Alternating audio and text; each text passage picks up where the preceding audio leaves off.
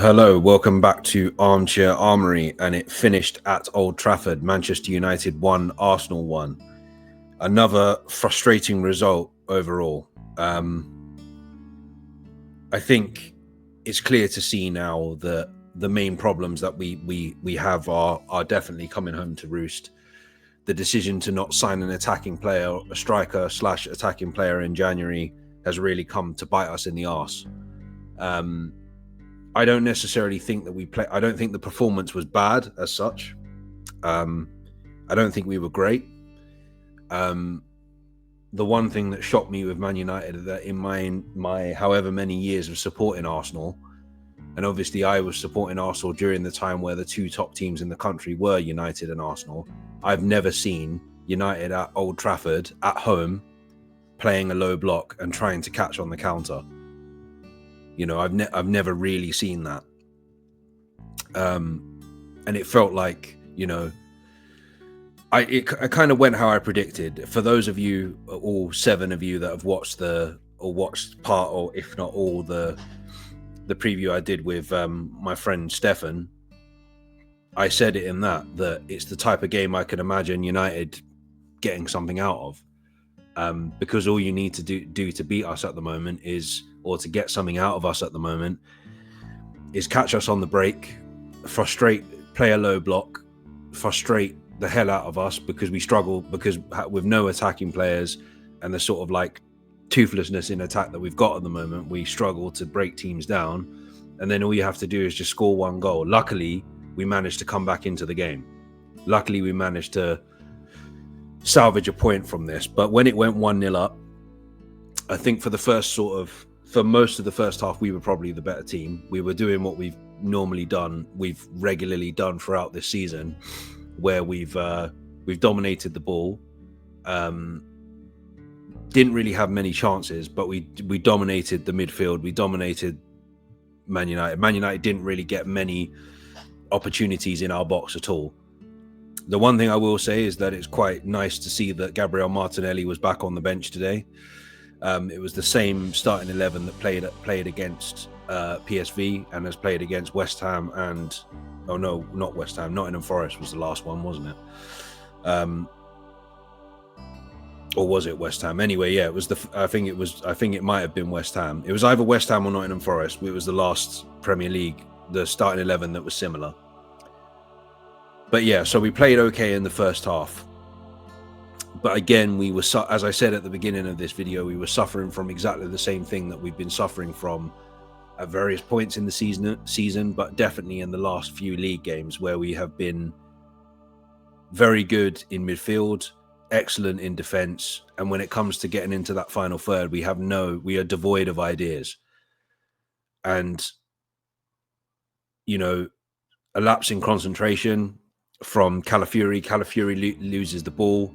I think it's Partey that fouls Mazwari just outside the area. They get a free kick in a really good place. And as Arteta said, reacting after the game, you don't give Bruno Fernandes that position. I'm not going to talk about the whole controversy around the how far back the wall was and all that sort of stuff. I don't really care. It doesn't really matter to me.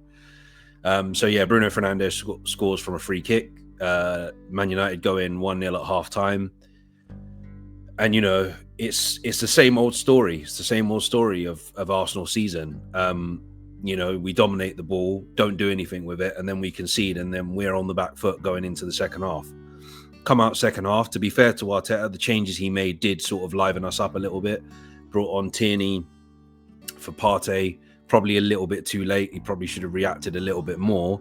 But I think Tierney coming on for Partey and Lewis Skelly for Calafiori, and Martinelli came on for Nwaneri. He came on for. So I think that definitely sparked a little bit of life into us. I think Martinelli did all right when he came on, to be fair. Like, I was worried that he'd sort of take some time to get into the game. He was doing his usual thing of sort of running right to the byline and not really doing anything with it. The goal comes from where Ødegaard takes the ball, passes to Timber, Timber finds Rice to late and lays it off, and Rice, brilliant finish. And it's 1-1. Now after that, I can hold my hands up and say this, that see Ruben Amorim there in the background being interviewed. I can hold my hands up here and say that United probably should have gone on and won this game. They were probably the slightly better team attacking wise after we equalized. They had a couple of half chances. They had a really good chance where Højlund was in. Brilliant tackle from Declan Rice, last ditch tackle to keep it at 1-1. 90th minute, they get a chance where there's a flailing ball coming in. Bruno Fernandes, all he needs to do is just place it. Brilliant save by David Raya. I also should mention about 10 minutes before, no, that was actually before we equalised. Mazwari had a I can't pronounce it, struggling to pronounce his name right now, had a brilliant shot, had a brilliant chance, layoff from Bruno Fernandes again, hit first time, brilliant save from David Raya, pushes it away with his legs. But yeah, the chance they had in the 90th minute, flailing ball comes in, Fernandes, all he needs to do is just place it. Raya comes across the goal to save it. The ball could just be headed in by Collier at this point. I think it's Collier is his name, the young player. And he comes across the other side of the goal to palm it away. He does a David Seaman against, like what David Seaman did against Sheffield United in 2003. So if it wasn't for that, if it wasn't for David Raya's heroics, we would have lost this game. I'm the only positive that we can really take out of this is that we defended quite well for the most part of the game, apart from that last 10 minutes where we seemed to, I mean, Declan Rice alluded to it in his post-match interview as well. It seemed like we were a bit all over the place doing madness towards the end of the game. But yeah, up until that point, we defended really well. And obviously Raya's heroics at the end kept it at 1-1. When it comes to Man United, you don't want to lose to them, regardless of, especially now when they're like not very good at the moment. It's frustrating, but it's still a frustrating result, an incredibly frustrating result. And now, you know, I don't really know why the media are still asking Arteta and asking, talking about Liverpool. Oh yeah, can you close the gap on Liverpool? It's 15 points. There's no way no chance in hell that we're gonna close the gap on Liverpool now. We need to be looking over our shoulder at Forest, City and Chelsea. Chelsea moved into the top four today after, I forget who it was they were playing, but they won 1-0. I don't want to use extreme language, but yeah, we seem like we're a shadow of ourselves at the moment compared to, you know, last season and the season before. And there are a lot of things that you can say the reason why that is. There's injuries, there's been the suspensions when we've had them. There's also the fact that the club haven't done what they probably should have done and reinforced the squad for the rest of the season. I don't know, man. When it went 1-0 to United and it looked like it was going to finish 1-0, I was almost tempted to just turn it off and not bother with this video, to be honest. Because, yeah, I have a feeling, and I said this when the first game after the January transfer window closed, I said, be prepared for the rest of the season to be one hell of a slog, particularly in the league. You know, even if, and as it stands, because obviously we're 7-1 up in the tie, unless there's a madness where, you know, PSV basically need to beat us 6-0 to take it to extra time. And let's say that did happen, they would, you know, that would sort of be our season over. But being that it, you know, on the logical side of things, it looks like we're through to the quarterfinals now. I mean, we're more than through, I'd say. We're going to get one of the Madrid teams in the next round, and that will probably be where we'll come unstuck, to be honest. Yeah, disappointing. It is what it is. We didn't lose. I suppose that's, as I said, that's probably the most positive thing, that we didn't lose. I think That's 2 years in a row we're unbeaten at Old Trafford, so that's good.